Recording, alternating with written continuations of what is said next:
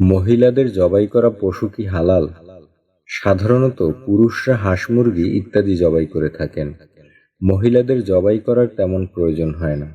ফলে কোনো কোনো মানুষ মনে করেন কোনো মহিলা মুরগি বা পশু জবাই করলে তা খাওয়া হালাল নয়।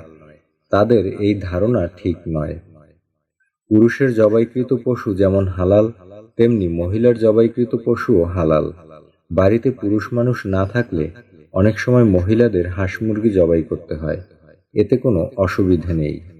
মুরগি বা অন্যান্য পশু পাখির জবাই সঠিক ও শুদ্ধ হওয়ার জন্য শর্ত হচ্ছে জবাইকারী মুসলমান কিংবা আহলে কিতাব তথা আসমানি কিতাবের অনুসারী এবং সুস্থ মস্তিষ্ক সম্পন্ন বুঝদার ব্যক্তি হওয়া। জবাইয়ের শুরুতে আল্লাহ তাআলার নাম উচ্চারণ করা, কোনো ধারালো বস্তু দিয়ে গলার দিক থেকে জবাই করা, আর শ্বাসনালী, খাদ্যনালী ও দুটি শাহরগের অন্তত একটি কেটে রক্ত প্রবাহিত করে জবাই সম্পন্ন করা। এসব শর্তের কোনোটি না পাওয়া গেলে জবাই শুদ্ধ হবে না, সে প্রাণী খাওয়াও জায়েজ হবে না।